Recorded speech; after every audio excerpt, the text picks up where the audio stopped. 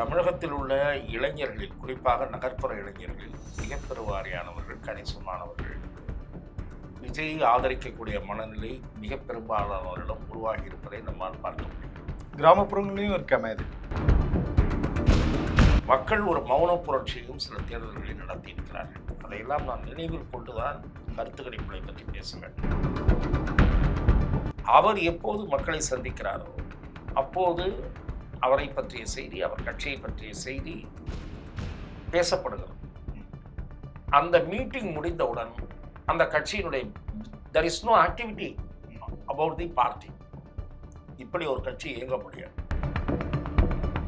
பேட்டி எடுத்த செய்தியாளரையே பேட்டி எடுக்கக்கூடிய ஒரு சூழ்நிலை அரசியல் வரலாற்றில் வந்துருச்சு. இதுதான் முதல் முறை அப்படின்னு விமர்சனத்துக்கு உள்ளாச்சு. அந்த விமர்சனத்திற்கு காரணம் திரு விஜய்.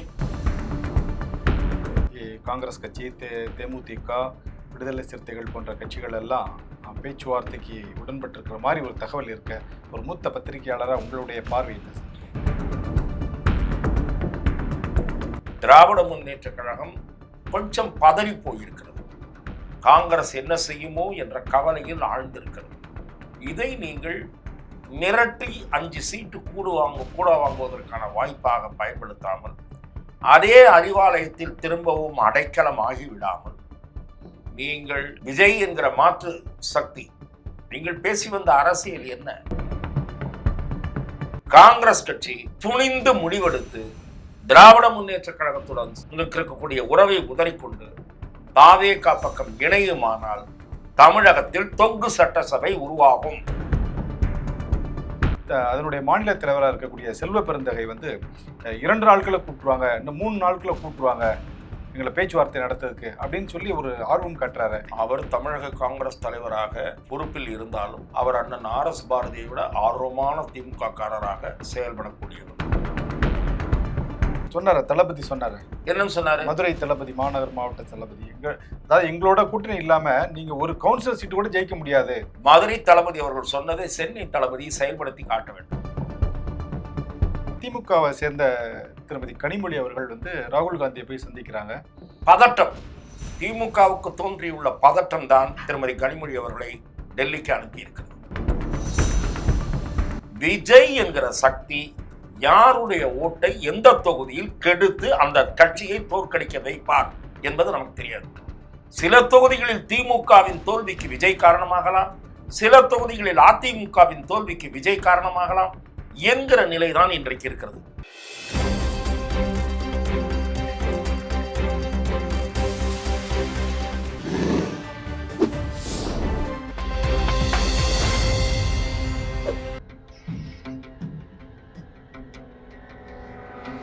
தமிழ் அலை நேயர்களுக்கு வணக்கம். இன்றைய சந்திப்பில் நம்மோடு இணைந்திருப்பவர் மூத்த பத்திரிகையாளர் துக்ளக் திரு ரமேஷ் அவர்கள். அவர்களை வரவேற்பதில் மகிழ்ச்சி. வணக்கம் சார். வணக்கம். வீட்டுக்கு வீடு விஜய், தமிழ்நாட்டிற்காக விஜய், தாவேகாவுடைய 3ஆம் ஆண்டு தொடக்க விழாவில் கேட்ட முழக்கம் இது என்ன அவருடைய ரசிகர்களையும் தொண்டர்களையும் உற்சாகப்படுத்துவதற்கான முழக்கமா, இல்லை தமிழ்நாட்டை உருமாற்றம் செய்வதற்கான முழக்கமா பார்க்குறீங்களா? தமிழகத்தில் ஒவ்வொரு குடும்பத்திலும் ஒரு விஜய் இருக்கிறார் என்று திரு விஜய் அவர்கள் கூறியிருப்பது அவரது நம்பிக்கையை, உற்சாகத்தை, அவருடைய தொண்டர்களுக்கு உற்சாகம் ஊட்டக்கூடிய செய்தியாக அதை பார்க்கலாம். ஆனால் தமிழகத்தில் உள்ள இளைஞர்களில், குறிப்பாக நகர்ப்புற இளைஞர்களில் மிக பெருவாரியானவர்கள், கணிசமானவர்கள் விஜயை ஆதரிக்கக்கூடிய மனநிலை மிக பெரும்பாலானவரிடம் உருவாகி இருப்பதை நம்மால் பார்க்க முடியும். கிராமப்புறங்களையும் இருக்காம இது. அதுதான் அவர் சொல்லுகிறார். 4 நகர்ப்புறத்தில் மட்டுமே இருப்பதாக சொல்லுகிறார்கள். நீங்கள் இந்த 40%, 20%, இவர் எவ்வளவு ஓட்டு வாங்குவார் என்றெல்லாம் கேட்கிறார்கள். வீட்டுக்கு வீடு போய் கருத்து கணிப்பு நடத்துங்கள் என்கிறார். நடத்தலாம், பெரும் பணம் செலவாகும். கருத்து கணிப்பு நிறுவனங்களுக்கு ஒருவேளை விஜயை போன்ற செல்வந்தர்கள் யாராவது கொடுத்தால் அப்படி நடத்துவதற்கு முற்படுவார்கள். ஏனென்றால் பல கருத்து கணிப்பு நிறுவனங்கள் 5000 சாம்பிள் அப்படித்தான் பார்க்கிறார்கள். தொகுதிக்கு 2000 பார்க்கிறார்கள், 1000 பார்க்கிறார்கள். இப்படி வெவ்வேறு நிறுவனங்கள் வெவ்வேறு சாம்பிள் எடுக்கிறார்கள். இந்த சாம்பிளை வச்சு தான் ரேண்டம் பார்க்கிறவர்கள் இருக்கிறார்கள்.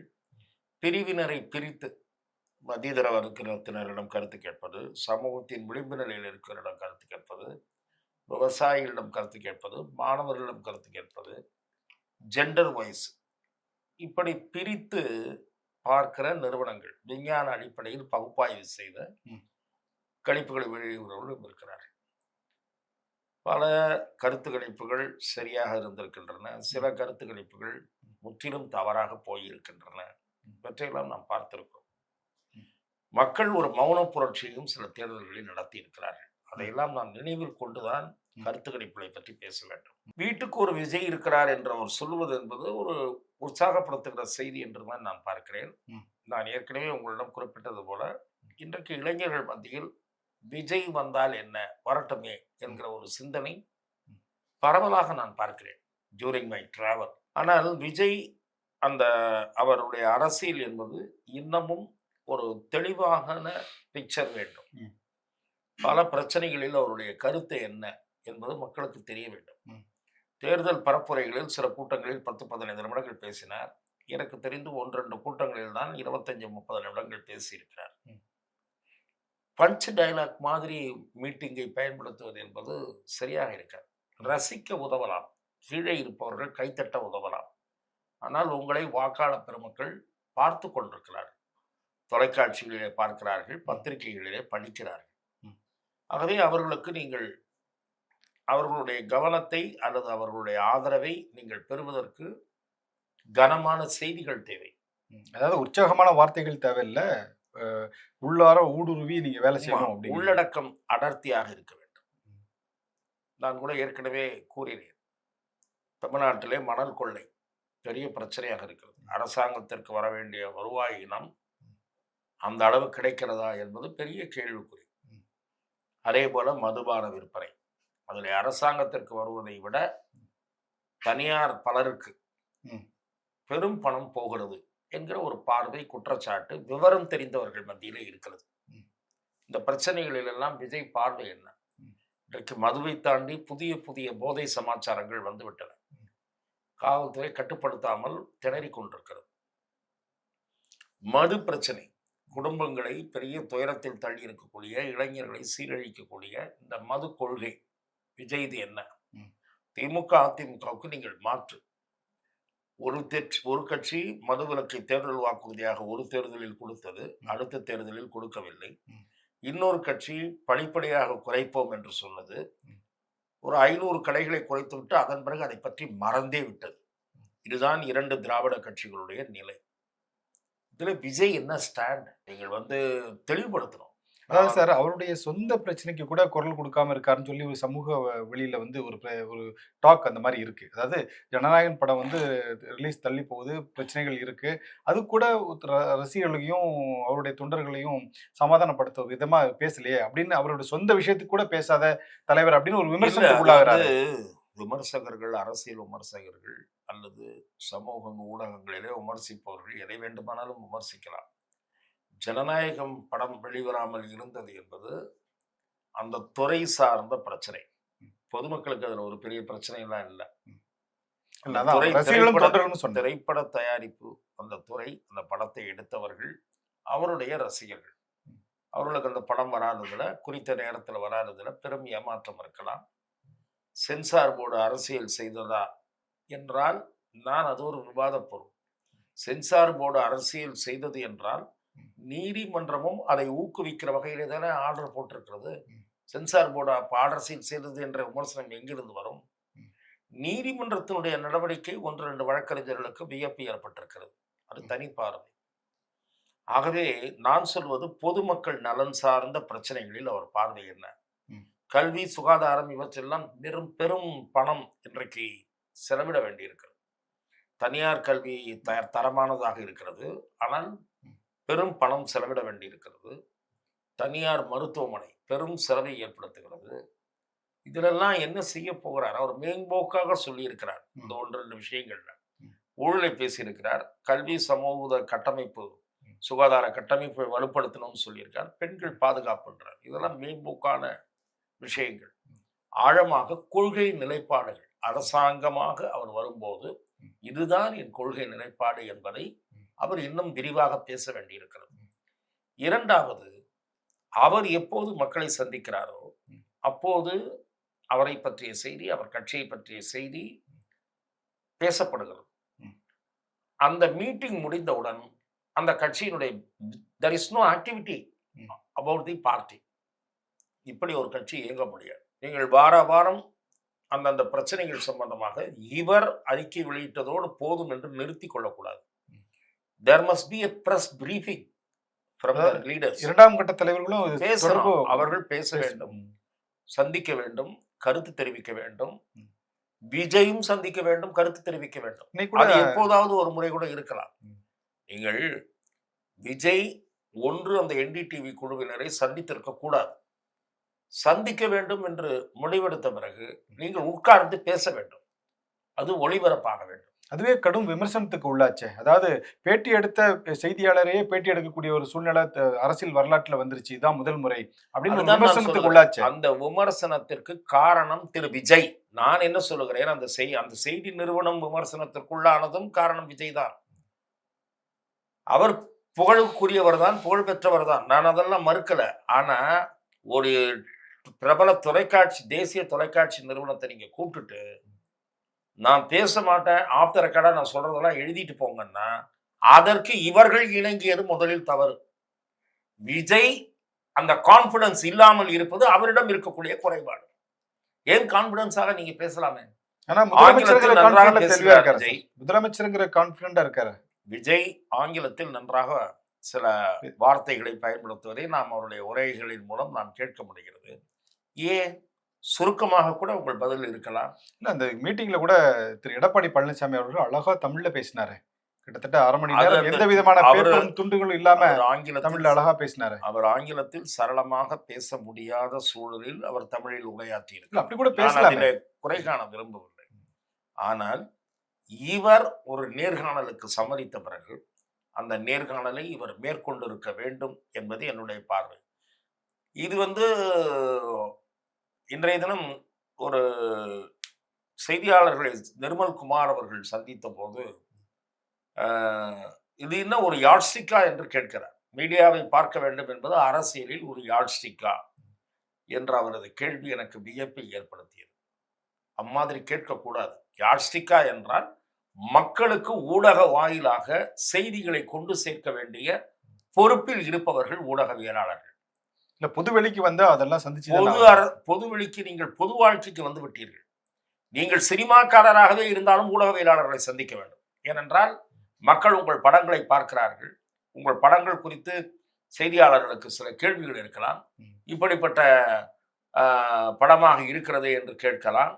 அரசியலுக்கு வந்துவிட்ட பிறகு நிறைய கேள்விகள் உங்களை நோக்கி இருக்கும்.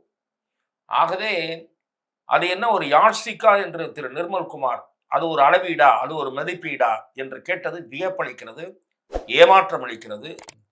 அவ்வாறு அவர் கேட்டிருக்க கூடாது. அது அளவுகோல் தான் என்பதை நான் நிர்மல்குமாருக்கு தெரியப்படுத்த விரும்புகிறேன். திரு விஜய் அவர்கள் இன்றைய கூட்டத்தில் நம்பிக்கையோடு பேசியிருக்கிறார். நான் அதை வரவேற்கிறேன். சென்ற கூட்டத்தில், நிர்வாகிகள் கூட்டத்தில் உரிய அறிவுரைகளை வழங்கியிருக்கிறார். கட்சிக்குள் பூசல் இருப்பதாக வெளிவருகிற செய்திகள் அவருக்கும் கவலை ஏற்படுத்தி இருக்கிறது. ஒற்றுமையோடு தேர்தல் களத்தில் பணியாற்ற வேண்டும் என்ற முக்கியமான செய்தியை சென்ற கூட்டத்தில் குறிப்பிட்டார். இந்த கூட்டத்தில் அதிமுக, திமுக, பாஜக எல்லோரையும் விமர்சிக்கிற வகையில் நக்கல் நையாண்டி எல்லாம் செய்திருக்கிறார். அரசியல் தொடர்ச்சியாக அவர் கூர்மையாக இயங்கக்கூடிய அறிகுறிகளை வெளிப்படுத்தி இருக்கிறார். ஆகவே ஒவ்வொரு வீட்டிலும் விஜய் இருக்கிறாரா என்பது மக்கள் முடிவு செய்ய வேண்டும். ஆனால் பெருவாரியான வீடுகளில் இருக்கக்கூடிய இளைஞர்கள் மிக கணிசமாக அவரை ஆதரிக்கிறார்கள் என்ற உண்மையை நாம் மறைக்க முடியாது, மறுக்கவும் கூடாது. Okay sir. அதே நேரத்துல விஜய் சமீபமா நல்ல உற்சாகத்துல இருக்கிறார் அப்படிங்கிற மாதிரி ஒரு தகவல்லாம் வருது. அதாவது காங்கிரஸ் கட்சி, தேமுதிக, விடுதலை சிறுத்தைகள் போன்ற கட்சிகள் எல்லாம் பேச்சுவார்த்தைக்கு உடன்பட்டிருக்கிற மாதிரி ஒரு தகவல் இருக்க. ஒரு மூத்த பத்திரிகையாளரா உங்களுடைய பார்வை என்ன சார்? தமிழ்நாடு காங்கிரஸ் கமிட்டி அல்லது அகில இந்திய காங்கிரஸ் கமிட்டி இந்த தேர்தலை பயன்படுத்தி கொள்ளாவிட்டால் பிறகு மீண்டும் ஒரு வாய்ப்பு கிடைப்பது காலதாமதமாகும். இது ஒரு அரிய வாய்ப்பு. அரசியல் களத்தில் செல்வி ஜெயலலிதா அவர்களை போன்ற ஒரு ஆளுமையோ, டாக்டர் கலைஞர் அவர்களை போன்ற ஒரு ஆளுமையோ இல்லாத தேர்தல் இது. இந்த தேர்தலில் தான் காங்கிரஸ் தனது பழைய வாக்கு வங்கியை, வேற வலிமையை திரும்ப மீட்க முடியும். இப்போது திராவிட முன்னேற்ற கழகம் கொஞ்சம் பதறி போயிருக்கிறது. காங்கிரஸ் என்ன செய்யுமோ என்ற கவலையில் ஆழ்ந்திருக்கிறது. இதை நீங்கள் மிரட்டி 5 சீட்டு கூட வாங்குவதற்கான வாய்ப்பாக பயன்படுத்தாமல், அதே அறிவாலயத்தில் திரும்பவும் அடைக்கலம் ஆகிவிடாமல், நீங்கள் விஜய் என்கிற மாற்று சக்தி, நீங்கள் பேசி வந்த அரசியல் என்ன? 2 கழகங்களுக்கும் மாற்று என்று பாரதிய ஜனதாவும் பேசியது, காங்கிரஸ் கட்சியும் பேசியது. ஆனால் 2 கட்சிகளும், பாரதிய ஜனதா என்ற தேசிய கட்சியும் சரி, காங்கிரஸ் என்ற தேசிய கட்சியும் சரி, பேசிவிட்டு திரும்பவும் ஒரு இடத்திலே அடைக்கலமாகி விடுகின்றன. காங்கிரசுக்கு இப்போது ஒரு வாய்ப்பு வந்திருக்கு. பாரதிய ஜனதா திமுகவை தோற்கடிக்க வேண்டும் என்ற புள்ளியில் அதிமுகவோடு சேர்ந்திருக்கிறது. காங்கிரசுக்கு தமிழ்நாட்டில் கூட்டணி அமைச்சரவையில் இடம்பெற வேண்டும் என்ற விருப்பம் நெடுநாட்களாக இருக்கிறது. 67 திராவிட முன்னேற்ற கழகத்திடம் காங்கிரஸ் ஆட்சியை பறிகொடுத்தது. அதன் பிறகு கோட்டைக்கு சட்டமன்ற உறுப்பினராகத்தான் போக முடிகிறதே தவிர, அமைச்சராக கூடிய வாய்ப்பு 2006ஆம் ஆண்டு காங்கிரசுக்கு கிடைத்தது. அன்றைக்கு திராவிட முன்னேற்ற கழகத்திற்கு மெஜாரிட்டி பலம் இல்லை. 96 உறுப்பினர்கள் மட்டும்தான் இருந்தார்கள். பாமக காங்கிரஸ் ஆதரவில் தான் கலைஞருடைய ஆட்சி தனது பதவி காலத்தை பூர்த்தி செய்தது. அப்போது தவறவிட்ட வாய்ப்பை இப்போது பெறுவதற்கு சூழல் உருவாகி இருக்கிறது. காங்கிரஸ் கட்சி துணிந்து முடிவெடுத்து திராவிட முன்னேற்ற கழகத்துடன் இருக்கக்கூடிய உறவை உதறிக்கொண்டு தாவேகா பக்கம் இணையுமானால் தமிழகத்தில் தொங்கு சட்டசபை உருவாகும். அப்போது காங்கிரசுக்கு இருக்கக்கூடிய நம்பர் ஒரு பங்கு வகிக்கும். அது என்ன நம்பராக இருந்தாலும். இன்னொன்று, 60 தொகுதிகளுக்கு குறையாமல் கேட்டு விஜயிடம் பெற முடியும். இந்த வாய்ப்பை காங்கிரஸ் நழுவ விட்டுவிட்டால் அறிவாலயத்திலிருந்து நீங்கள் வெளியே வருவதற்கு நீண்ட காலம் பிடிக்கும். தமிழகத்தில் வலுவாக காலூன்றுவதையும் நீங்கள் மறந்துவிட வேண்டிய நிலைமை ஏற்பட்டுவிடும். நீங்க சொன்னீங்க, நீங்க பேசும்போது ஒன்று குறிப்பிட்டு சொன்னீங்க, காங்கிரஸ் கட்சி வந்து அறிவாலயத்தை போய் அடகு வச்சிடக்கூடாது, ஒரு நல்ல வாய்ப்பு இருக்கு அப்படின்னு. ஆனா அதனுடைய மாநில தலைவராக இருக்கக்கூடிய செல்வ பெருந்தகை வந்து 2 நாட்களை கூப்பிட்டுருவாங்க, இன்னும் 3 நாட்களை கூப்பிட்டுருவாங்க எங்களை பேச்சுவார்த்தை நடத்துறதுக்கு அப்படின்னு சொல்லி ஒரு ஆர்வம் காட்டுறாரு. ஆனா நிர்வாகிகள் வந்து வேற மாதிரி எண்ணத்தோடு இருக்காங்களே. அவர் தமிழக காங்கிரஸ் தலைவராக பொறுப்பில் இருந்தாலும் அவர் அண்ணன் RS பாரதியை விட ஆர்வமான திமுக காரராக செயல்படக்கூடியவர். அவர் எப்போது அழைத்து பேசுகிறார்களோ அன்று காலை 10:30 மணிக்கு பேச்சுவார்த்தை குழு வரலாம் என்று சொன்னால் 9 மணிக்கே போய் வெயிட்டிங்கில் இருப்பார். இதை நீங்க அவர் கிண்டல் பண்ற மாதிரி இல்ல? இல்ல, நான் சொல்லுவது திமுக கூட்டணியை காங்கிரஸ் கட்சியின் அகில இந்திய சிந்தனை தலைமை மறுபரிசீலனை செய்துவிடக் கூடாதே என்று பலர் காங்கிரஸ் நலனை விட தங்கள் சொந்த நலனை முன்னிறுத்தி சிந்திக்கிறார்கள். அவர்களில் முதன்மையானவர் செல்வ பெருந்தகை என்பது என்னுடைய பார்வை. காங்கிரஸ் கட்சியைச் சேர்ந்தவர்களே அந்த விமர்சனத்தை முன்வைக்கிறார்கள். உள்ளேயும் வைத்திருக்கிறார்கள், வெளியேயும் வைக்கிறார்கள். சிலர் லாபம் அடைகிறார்கள் என்பதற்காக அறிவாலயத்தோடு நாம் தொடர்ந்து இருக்கக்கூடாது என்று நான் கூறவில்லை. காங்கிரஸ் கட்சியினுடைய சட்டமன்ற உறுப்பினர்கள், முன்னாள் உறுப்பினர்கள், இந்நாள் உறுப்பினர்கள், மாநில நிர்வாகிகள் சிலர் ஒரு எதிர்ப்பு கோஷ்டி, இந்த திமுக கூட்டணிக்கு எதிர்ப்பு கோஷ்டி காங்கிரசுக்குள் இருக்கிறதா இல்லையா? நீங்கள் ஒரு விவரம் அறிந்த ஊடகவியலாளர், நீங்களும் செய்திகளை பார்க்கிறீர்கள், நானும் செய்திகளை பார்க்கிறேன். செய்திகளை தாண்டி சில காங்கிரஸ் பிரமுகர்களோடு நான் உரையாடுகிறேன். ஒரு பத்திரிகையாளராக உரையாடுகிறேன், ஆஃப் த ரெக்கார்டாக பேசுகிறேன், ஆன் த ரெக்கார்டாக பேசுகிறேன். அப்படி பேசுகிற போது இந்த விருப்பம் இருக்கிறது என்பதை என்னால் 200% உறுதியாக கூற முடியும். அதாவது தாவேக்காவோட போகலாம் அப்படிங்கிற ஒரு விருப்பம் ஒரு கோஷ்டியிடம் இருக்கிறது. அந்த கோஷ்டியை ஓவர் லீடு செய்து எதிர் கோஷ்டியை கொம்பு சீவி விடுவதற்கு திராவிட முன்னேற்ற கழகம் வேலை பார்த்து கொண்டிருக்கிறது. அப்படி கவலைப்பட்டு கொண்டேதான் இவர்கள் பெருமை பேசிக் கொண்டிருக்கிறார்கள். திராவிட மாடல் ஆட்சிக்கு மக்கள் நற்சான்றிதழ் அளிக்கப் போகிறார்கள், 2.0 உங்களுக்கு தான் 2.0 200 சீட்டு வெல்வது நிச்சயம்லாம் சொல்றீங்களே. அவ்வளவு தைரியம் இருக்கிறவங்க, சுயமரியாதைக்காகவே பிறந்த கட்சி, நாங்கள் இல்லாமல் நீங்கள் ஆட்சியில் இல்லை என்று காங்கிரஸ் பேசிய நாளன்றே கூட்டணியை நீங்கள் முடித்திருக்க வேண்டுமா வேண்டாமா? என்னது நீங்க இல்லாம நாங்க இல்லையா? காட்டுறோம் நாங்க, நீங்க எல்லாமே நாங்க வர முடியும்னு காட்டுறோம். சொல்ல முடியுமா திமுகவுல?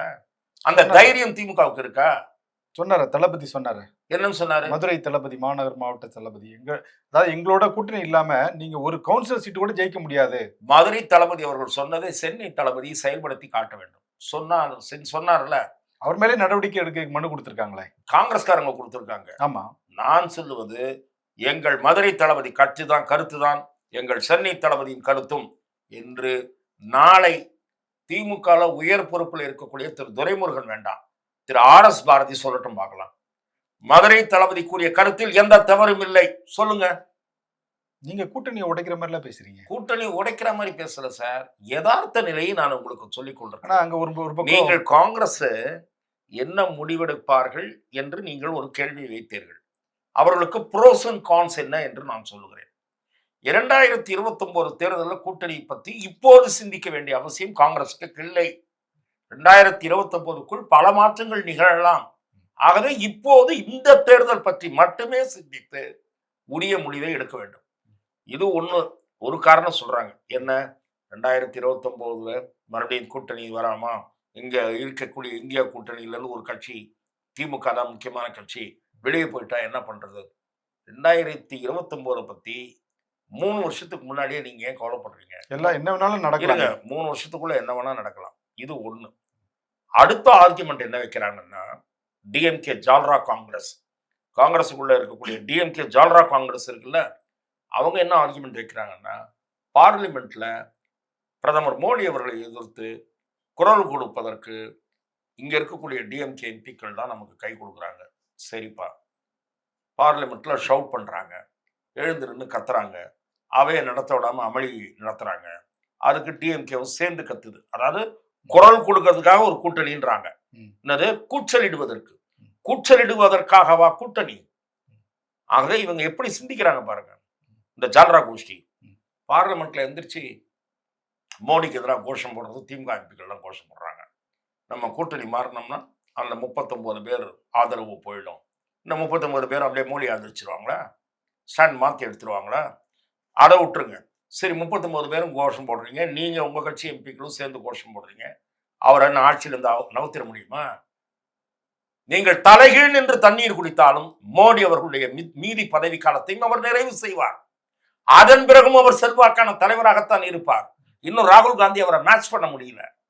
ஆகவே இந்த மாநிலத்துல கட்சியை எப்படி வளர்க்கிறது என்று சிந்திப்பதாக இருந்தால் நீங்கள் மாற்று ஆப்ஷன் கிடைக்கிற போது அதை பயன்படுத்திக் கொள்ள வேண்டும் என்பதுதான் என் பார்வை. ஆனா திமுகவை சேர்ந்த திருமதி கனிமொழி அவர்கள் ராகுல் காந்தியை போய் சந்திக்கிறாங்க. பதட்டம், திமுகவுக்கு தோன்றியுள்ள பதட்டம் தான் திருமதி கனிமொழி அவர்களை டெல்லிக்கு அனுப்பி இருக்கிறது. அதுதான் திராவிட முன்னேற்ற கழகம் இப்போது இருக்கிற கூட்டணியை தக்க வைத்துக் கொள்ள வேண்டிய கட்டாயத்தில் இருக்கிறது. இல்லாவிட்டால் மீண்டும் ஆட்சிக்கு வருவது கேள்விக்குறியாகிவிடும். மிக நிச்சயமாக ஒரு உறுதியாக பேச முடியாத நிலை தோன்றிவிடும். தொங்கு சட்டசபை உருவாகும் என்பது யதார்த்த நிலை.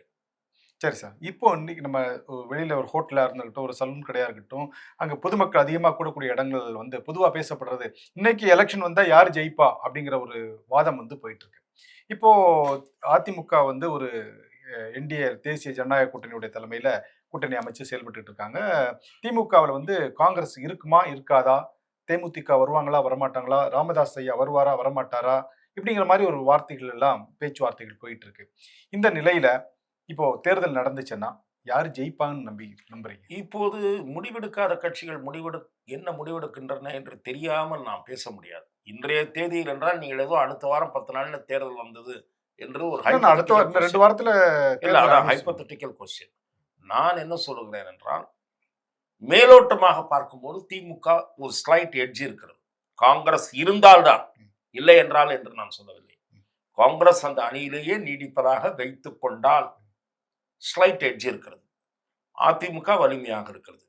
விஜய் என்கிற சக்தி யாருடைய ஓட்டை எந்த தொகுதியில் கெடுத்து அந்த கட்சியை தோற்கடிக்க வைப்பார் என்பது நமக்கு தெரியாது. சில தொகுதிகளில் திமுகவின் தோல்விக்கு விஜய் காரணமாகலாம், சில தொகுதிகளில் அதிமுகவின் தோல்விக்கு விஜய் காரணமாகலாம் என்கிற நிலைதான் இன்றைக்கு இருக்கிறது. ஆகவே as on today you can't predict. There is a slight edge for DMK alliance as if now. அந்த சூழல் என்பது வருகிற நாட்களில் மாறவும் செய்யலாம் என்பது என் பார்வை. ஒரு அனுமானமாவே இந்த கேள்வி நான் உங்ககிட்ட கேட்கிறேன் சார். ஏன்னா காங்கிரஸுடைய ஆசோலேஷன் வந்து தாவேக்காவோட போயிடுவாங்க அப்படிங்கிற மாதிரி ஒரு எண்ணம் இருக்கு. இப்ப தாவேக்காவும் காங்கிரஸும் ஒரு சில கட்சிகளும் சேர்ந்தா தாவேக்காவுடைய பலம் அதிகமாகுமா? நிச்சயமாக அதிகமாகும்.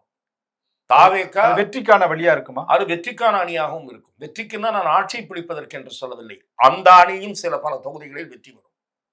ஆகவேதான் நான் சொன்னேன், தாவேக்கா Congress plus 1 or 2 minor parties if they join together, தமிழ்நாட்டில் அன்ஸ்டேபிள், அதாவது ஒரு தொங்கு சட்டசபை உருவாகும் என்பது என் பார்வை. அப்போ யாரு முக்கிய புள்ளியா இருப்பாங்க அந்த இடத்துல? திராவிட முன்னேற்ற கழகமும் அதிக இடங்களில் இருக்கும், அதிமுகவும் கணிசமான இடங்களில் முன்னணியில் இருக்கும். ஆகவே இந்த தேர்ட் ஃபேக்டர் இருக்கு இல்லையா, அவர்கள்தான் ஆட்சி யார் என்பதை தீர்மானிப்பார்கள். அதிமுக வந்து பாஜகவினுடைய கிளைக்கழகம் தான் அப்படின்னு முதலமைச்சர் மு க ஸ்டாலின் வந்து ஒரு குற்றச்சாட்டை வச்சிருக்கிறார். அதை எப்படி பார்க்குறீங்க? இல்லை, நான் அதை ஏற்கவில்லை. மிக பெரும்பாலான நேரங்களில் அதிமுக பொதுச் செயலாளர் திரு எடப்பாடி பழனிசாமி அவர்கள் தன்னுடைய மனதிற்கு பட்டதை, தான் சரி என்று நினைப்பதை, அந்த முடிவைத்தான் எடுத்துக்கொண்டிருக்கிறார். அதிமுக சம்பந்தப்பட்ட விவகாரங்கள், அந்த ஒருங்கிணைப்பு, அதிலெல்லாம் அவருடைய நிலைப்பாடு விமர்சனத்துக்குள்ளாகி இருக்கிறது. எனக்கும் மாற்று கருத்து இருக்கிறது. ஆனால் பாரதிய ஜனதா கட்சிக்கு பணிந்து போகிறார் அல்லது கிளைக்கழகமாக இருக்கிறார் என்பதெல்லாம் மேடை பேச்சுக்கு, விமர்சனத்துக்கு உதவலாம். எதிர்கேள்வி திரு எடப்பாடி பழனிசாமி எழுப்பியிருக்கிறார். இங்கே இருக்கிற காங்கிரஸ்காரர்கள் சத்தம் போட்டவுடன் ஏன் கனிமொழி டெல்லிக்கு ஓடுகிறார்? அப்படியானால் திமுகவினுடைய தலைமை நிலையம் டெல்லியில் இருக்கிறதா, ராகுல் காந்தியிடம் இருக்கிறதா? ராகுல் காந்தி தான் திமுக காங்கிரஸ் விவகாரத்தில் முடிவெடுக்கக்கூடிய இடத்தில் இருக்கிறாரா, ஸ்டாலின் இல்லையா என்று எதிர்கேள்வி எழுப்பியிருக்கிறார். ஆகவே இதெல்லாம் மேடை பேச்சுகளுக்கு கைத்தட்டல் வாங்குவதற்கு உதவும். தேசிய ஜனநாயக கூட்டணி என்று பாரதிய ஜனதா கட்சியைச் சேர்ந்த நண்பர்கள் கூறுகிறார்கள். அதை வைத்து முதலமைச்சர் இந்த விமர்சனத்தை வைக்கிறார். தேசிய ஜனநாயக கூட்டணியினுடைய டெல்லியினுடைய அங்க நேம் தேசிய ஜனநாயக கூட்டணி தான். இங்கே தமிழகத்தில் இருக்கக்கூடிய அதே நேம் தான். அதற்கு தலைவர் அதிமுக பொதுச் செயலாளர். அவர்தான் ஒவ்வொரு கட்சிக்கும் எவ்வளவு சீட் என்று டிசைட் செய்கிறார். அப்படி டிசைட் செய்கிற இடத்தில் அவர் இருக்கிறவரை முதலமைச்சரின் இந்த விமர்சனம் பொருத்தமற்றது என்று நான் பார்க்கிறேன். சரி சார், அரசியல் சார்பற்ற ஒரு கேள்வி உங்ககிட்ட கேட்கலாம்னு நினைச்சிட்டு இருக்கேன். இந்த திருப்பரங்குன்றம் விவகாரம் கிட்டத்தட்ட ஒரு 4 மாத காலமா போயிட்டு இருக்கு. இன்னைக்கு மதுரை நீதிமன்றத்துல அந்த மாவட்ட ஆட்சித்தலைவர் பகிரங்க மன்னிப்பு கேட்ட மாதிரி ஒரு இது கொடுத்திருக்கிறார். அதை எப்படி பாக்குறீங்க? அந்த செய்தியை நான் முழுமையாக பார்க்கவில்லை. நீங்கள் வரும்போதுதான் என்னிடத்துல சொன்னார்கள். நான் என்னை பொறுத்தவரை திருப்பரங்குன்றத்தில் தீபத்தூணில் தீபம் ஏற்ற வேண்டும் என்ற முடிவு ஆழமான ஆய்வுகளுக்கு பிறகு நீதியரசர் சாமிநாதன் அவர்களால் தீர்மானிக்கப்பட்டது. அவருடைய தீர்ப்பை எதிர்த்து பெஞ்சுக்கு போனார்கள். ஆகவே அங்கேயும் தமிழக அரசின் வாதம் ஏற்கப்படவில்லை. சுப்ரீம் கோர்ட்டு இப்படி போயிருக்கிறது. நான் சொல்லுவது, இந்த அரசாங்கத்தினுடைய பிடிவாத போக்குதான் இந்த பிரச்சனை வளருவதற்கு காரணம். ஹிந்துக்களுடைய உணர்வுகளை ஆழமாக சீண்டி விளையாடி கொண்டிருக்கிறது இந்த அரசாங்கம். எல்லா மதத்திற்கும் பொதுவாக இருக்க வேண்டிய ஒரு அரசாங்கம் சிறுபான்மையினரை தாஜா செய்கிற அரசியலில் ஈடுபட்டு, மாண்புமிகு முதலமைச்சர் முஸ்லீம் லீக் மாநாட்டிற்கு போனால் ஏராளமான அறிவிப்புகளை, சலுகைகளை வாரி வழங்குகிறார். அப்படி ஒரு அறிவிப்பும் ஒரு சலுகையும் பூஜாரிகள் கூட கேட்டுக்கொண்டிருக்கிறார்கள். திருக்கோயில்களிலே பணியாற்றுகிற ஊழியர்கள் கேட்டுக்கொண்டிருக்கிறார்கள். அவர்களுக்கெல்லாம் இப்படிப்பட்ட ஓதுவார்களுக்கு இப்படிப்பட்ட அறிவிப்புகள் எல்லாம் வரவில்லை. ஆகவே இந்த அரசாங்கம் மதச்சார்பற்ற அரசாங்கம் அல்ல, ஒரு மத சார்பாக நடந்து கொள்ளுகிற அரசாங்கம் என்பதை அவ்வப்போது வெளிப்படுத்திக் கொண்டிருக்கிறது என்பதுதான் என் பார்வை. திருப்பரங்குன்றம் விவகாரத்தில் இந்துக்கள் மனம் புண்பட்டிருக்கிறது. கார்த்திகை தீப திருநாள் என்று தீபம் ஏற்ற முடியவில்லை என்பது பலருக்கு, பெரும்பாலானோருக்கு பெரும் வேதனை ஏற்படுத்தி இருக்கிறது. தேர்தலின் போது மக்கள் அதை நினைவில் வைத்துக் கொள்ள வேண்டும் என்பதுதான் என் பார்வை. நன்றி, வணக்கம் சார். வாய்ப்புக்கு நன்றி.